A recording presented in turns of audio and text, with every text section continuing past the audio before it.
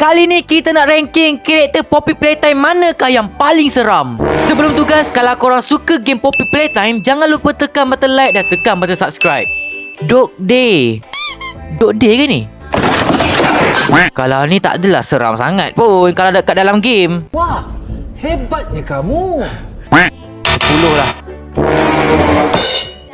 Nampak macam comel tapi sebenarnya menyeramkan juga si Natang ni.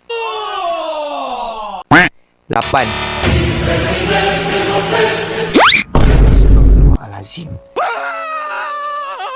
Catnap ni seram weh. Aku pernah sekali tu aku tengok je muka Catnap ni. Masa tu aku terus malam tu tak boleh tidur tau. Weh, nombor 1 lah weh. Seram weh Catnap ni. Bukan biasa-biasa dia seram tu.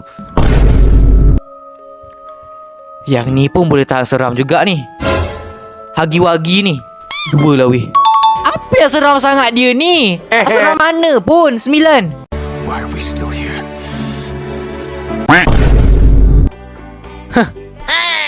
Muka macam ni ingat seram sangat lah. Tak seram pun 7. Wow. Si Poppy ni kan, mula-mula chapter 1 rasa macam tak seram tau.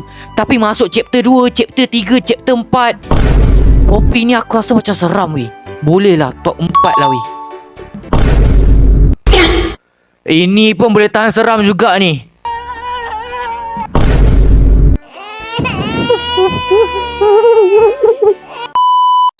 Lima. Si Kissy ni seram. Weh, Kissy ni tak seram langsung weh. Tapi kadang kalau dia seram tu seram sangat. Kalau comel tu comel sangat si Kissy ni. Korang nak aku ranking apa lagi guys? Cuba korang komen dekat bawah.